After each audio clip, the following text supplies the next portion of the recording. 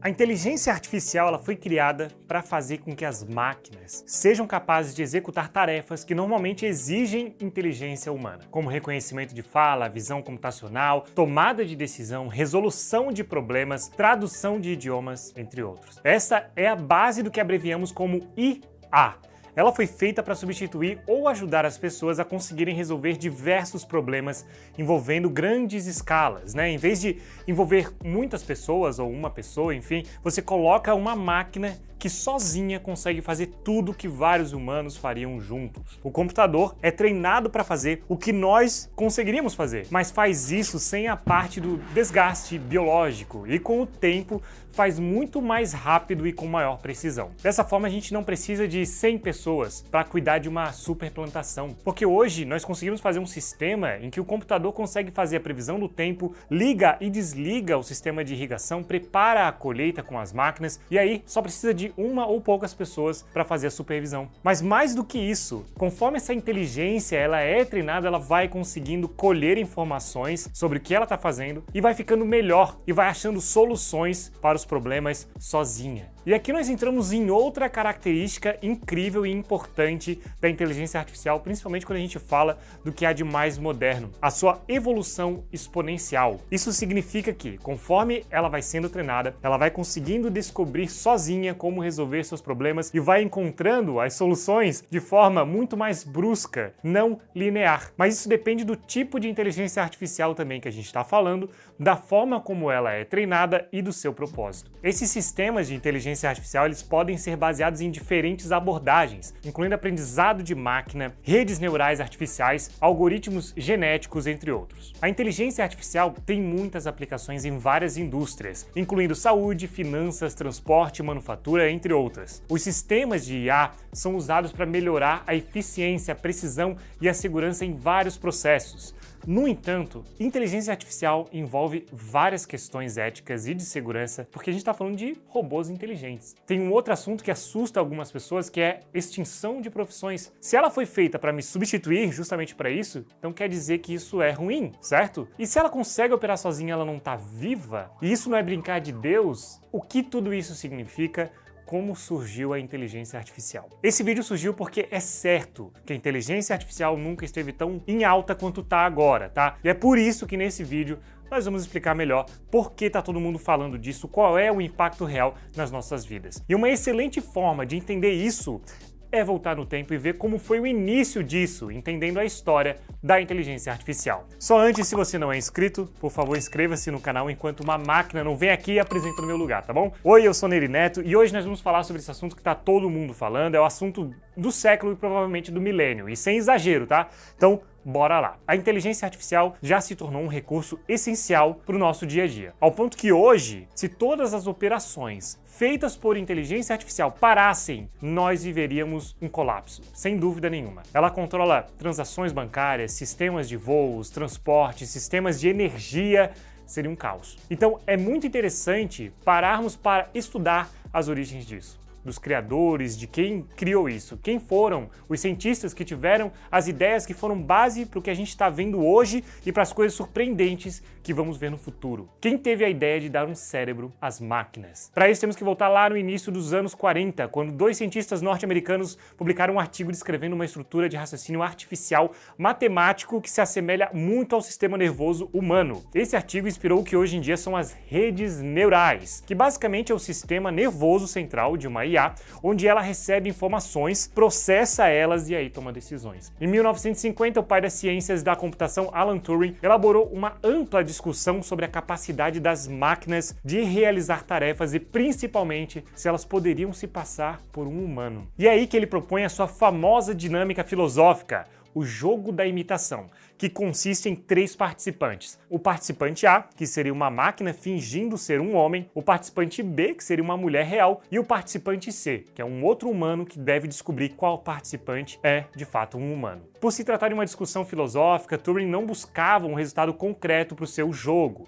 mas sim criar uma reflexão que pudesse servir de auxílio no futuro e responder à pergunta base do seu artigo, que eram: as máquinas pensam? 2 anos após Turing ter começado ali os seus questionamentos, o seu companheiro de laboratório fascinou a sociedade ao criar a primeira IA funcional capaz de jogar damas. Isso pode parecer básico, mas para a época foi sensacional. Esse amigo de Turing, o Christopher, criou essa IA capaz de jogar damas, que não vencia jogadores muito experientes, mas já ganhava de amadores. E essa inteligência artificial só não foi mais longe devido a limitações da época de processamento, capacidades computacionais mesmo. E aqui toda essa área de estudo, ela simplesmente não tinha nome. Era um pessoal estudando algo, mas sem uma definição, uma nomenclatura. E hoje é muito claro o que eles estavam fazendo, né? E o bacana disso foi que esses primeiros avanços, eles causaram uma comoção grande entre os estudiosos, e esses primeiros estudos impulsionaram essa área que estava ali nascendo, então teve um boom já no começo. A comunidade acadêmica e, enfim, os estudiosos, eles estavam muito empolgados com as possibilidades do que nasceria desses estudos, né? E hoje a gente está vendo. Pessoal, a gente está falando de 1900. Imagina se eles vissem hoje o que a inteligência artificial consegue fazer. Se eles já ficaram empolgados na época, imagina eles conversando ali com o ChatGPT. Enfim, como estava todo mundo empolgado com as possibilidades das máquinas conseguirem fazer tarefas semelhantes às dos humanos, um evento foi realizado em 1956, reunindo grandes estudiosos, incluindo aí até um matemático muito famoso da época, que foi John Nash. Esse evento durou 8 semanas, e foi nesse evento que começou a se popularizar o termo inteligência artificial. Foram gerados nesse período centenas de páginas de pesquisas que seriam futuramente desenvolvidas, aprofundadas mesmo. Então, só para parar para pensar, isso é 1956.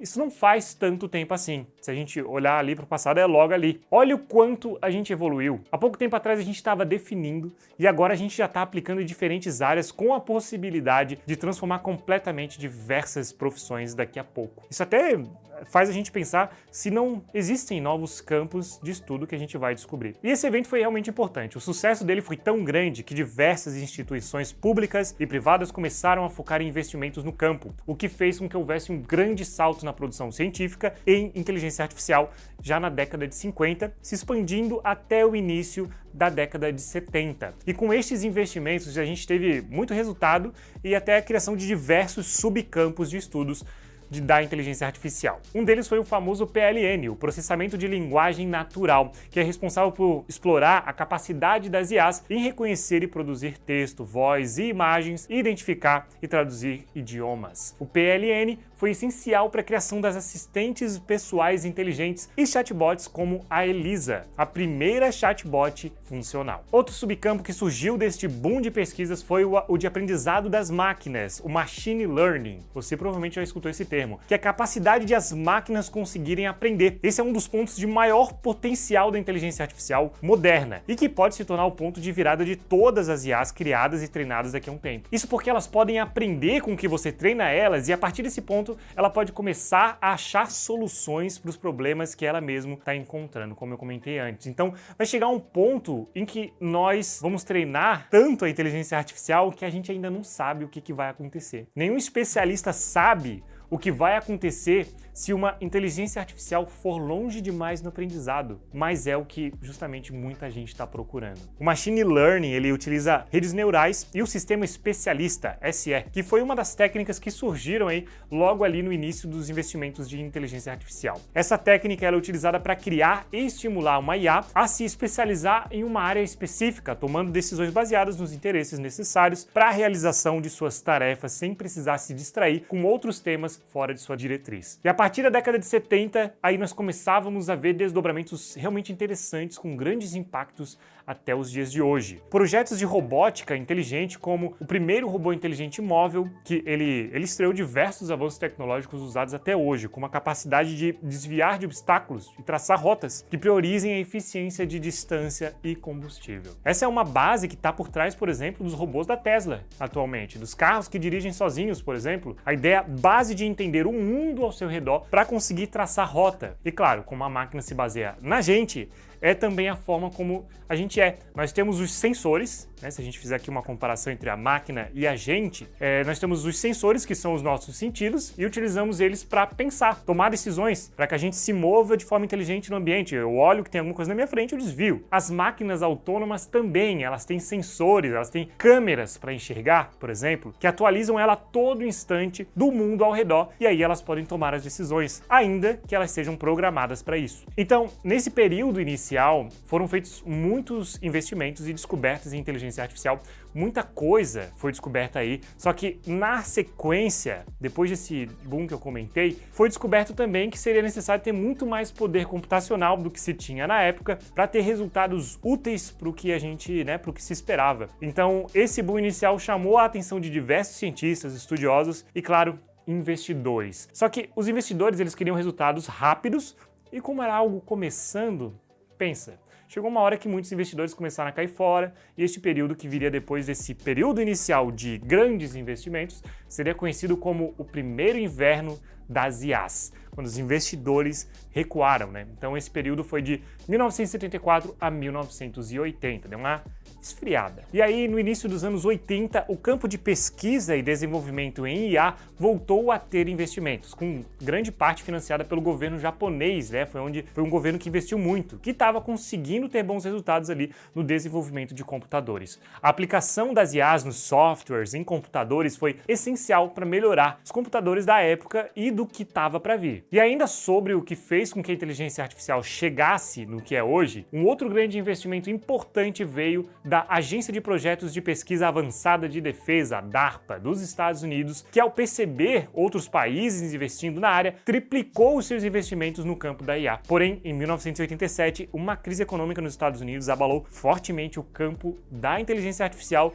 dando início a um segundo inverno das IAs, que se alastrou por quase uma década. Ou seja, teve aí uma grande diminuição no interesse por investimentos na área novamente. Até a metade da década de 90, mais de 200 empresas focadas em IA foram fechadas ou compradas e fundidas por outras empresas. Na década de 90, a IA continuou a crescer e se expandir com a ajuda de computadores mais modernos e com o surgimento de técnicas como a mineração de dados e lógica probabilística. Um exemplo gigante desse desenvolvimento foi mostrado em 1997 com o Deep Blue, o supercomputador jogador de xadrez da IBM. Pode parecer bobo, mas ele venceu o então campeão mundial Garry Kasparov. E assim, xadrez é uma quantidade de combinações gigantesca. É um jogo complexo. É muito incrível ver que uma máquina é capaz de jogar esse jogo com a quantidade de precisão que ela tem. Então essa partida foi decisiva para mostrar ao mundo, o mundo todo, o poder, o imenso potencial que as inteligências artificiais poderiam alcançar. Mas é claro que isso era só o começo. O desenvolvimento da internet, o aumento da disponibilidade de dados tornaram a mineração de dados uma área chave da IA. Além de que a lógica probabilística permitiu que as máquinas elas consigam lidar com incertezas de forma mais precisa e eficaz. Bom, e conforme o tempo foi passando, a gente inevitavelmente está vendo um avanço incrível da inteligência artificial. O novo milênio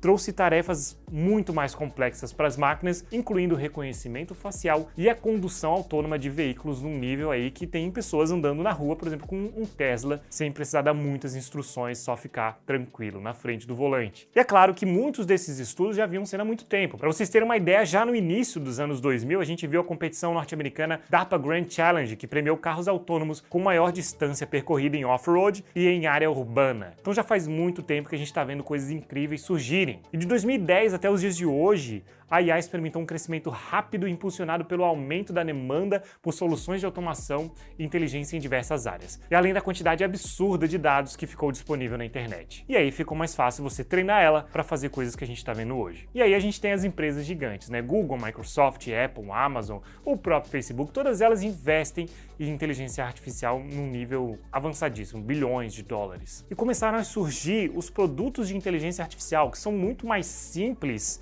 do que eles realmente podem oferecer. A gente tem a assistente do Google, tem a Cortana, tem a Siri, a Alexa, são as assistentes virtuais, só que elas têm várias travas e não são treinadas com tantos dados quanto elas poderiam, pelo menos como elas chegam no consumidor. E agora a gente tem essa certeza vendo, por exemplo, alguns outros aplicativos que apostam em força bruta de dados, como o ChatGPT, o DALL-E, o Lensa, né? Alguns robôs que foram treinados com muitos dados e que não tem por trás um nome a zelar, né? A Google, por exemplo, ela tem muitas aplicações, mas ela não arrisca muito. Então a gente está vendo surgir uma coisa aqui, uma coisa ali, de processamento de dados absurda com machine learning. E isso deve transformar, sem brincadeira nenhuma, sem exagero, transformar a forma como a gente aprende, como a gente lida com a informação, como a gente pesquisa. A inteligência artificial vai ajudar muito a gente a resolver problemas envolvendo conhecimento e muito mais rapidamente. Isso vai fazer com que tudo seja muito mais rápido. E claro, aí a gente começa a entrar em vários questionamentos sobre o quanto isso é bom, né, para nós como seres humanos. Tem a questão da ansiedade, se tudo vai ser mais rápido, se você vai aprender mais rápido, você talvez sempre queira ter algo mais rápido, e aí vai ser algo que vai estar fora de você, porque a inteligência artificial não faz parte do seu corpo. O que acontece quando você perdeu o acesso à internet, à inteligência artificial, se você não conseguir a resposta na hora que você quer, né? Porque é ela que tem. Ela foi treinada, não você. Mas se ela treina você e você não consegue acessar, enfim, como que você vai lidar com isso? Ou de fato isso vai ajudar você, porque você vai ter mais conhecimento, você vai ter o que você quer de forma mais rápida e a maior parte do tempo você vai poder relaxar e você não vai precisar fazer um trabalho repetitivo e duro que, né, uma parte mais chata que a inteligência artificial vai substituir. Talvez você acabe só supervisionando. Porque afinal as máquinas, elas substituem o trabalho braçal, as coisas chatas, as coisas repetitivas, mecânicas, processos ali que são chatos e que ela consegue fazer em escala. Será que a gente não deve só ficar com a parte criativa? Mas será que a gente sempre vai ficar com a parte criativa? Será que em algum momento ela não vai pegar a nossa parte criativa? O ponto de virada, e que ninguém sabe o que vai acontecer, é quando atingirmos o termo chamado AGI, que é Artificial General Intelligence, que seria a capacidade hipotética da máquina de compreender ou aprender qualquer tarefa intelectual que um ser humano possa fazer e que isso seja de forma natural para ela. Seria a inteligência artificial fluindo, viva, digamos assim. E o mais assustador sobre isso é que nós não sabemos o quanto a gente precisa treinar a inteligência artificial. Lembra lá que eu falei que a partir de certo momento ela começa, né, sozinha a resolver seus problemas e vai. Então a gente não sabe o quanto de dados a gente precisa fornecer para que ela comece a andar sozinha e quais são as travas que ela precisa não ter para que isso aconteça. Só que tem gente buscando isso. E enquanto isso não chega, elas já estão presentes, né, em muitas das áreas do nosso dia a dia, seja para melhorar a eficiência da cadeia de suprimentos como a Amazon utiliza em seus armazéns, otimizar processos industriais, assim como a Tesla faz em suas fábricas, aprimorar a segurança cibernética, como as propostas de cibersegurança desenvolvidas pela IBM, além de outros segmentos como a melhoria da experiência do cliente, auxílio nos setores de biotecnologia, de medicina, enfim. A inteligência artificial nunca esteve tão longe de ser limitada a apenas cálculos complexos. Porém, com grandes capacidades podem surgir problemas gigantes, né? Já temos as IA sendo usadas para espionagem, crimes cibernéticos e outros tipos de atividades maléficas e antiéticas. O que vem daqui para frente é complicado demais, né? As guerras estão se tornando cada vez mais digitais como nunca, e provavelmente até a guerra física em algum momento vai ser batalhada por robôs daqui a um tempo, né? Mas também para tudo isso estão sendo criadas regulamentações, né? Os governos estão correndo atrás de criar leis e colocar limitações a isso tudo, mas é bem complicado, isso é para outro vídeo. Eu espero ter definido a base de inteligência artificial do início dela até os dias atuais. Eu sou Neri Neto, muito obrigado por ter assistido até o final. A gente se vê muito em breve, grande abraço, tchau, tchau. Fui!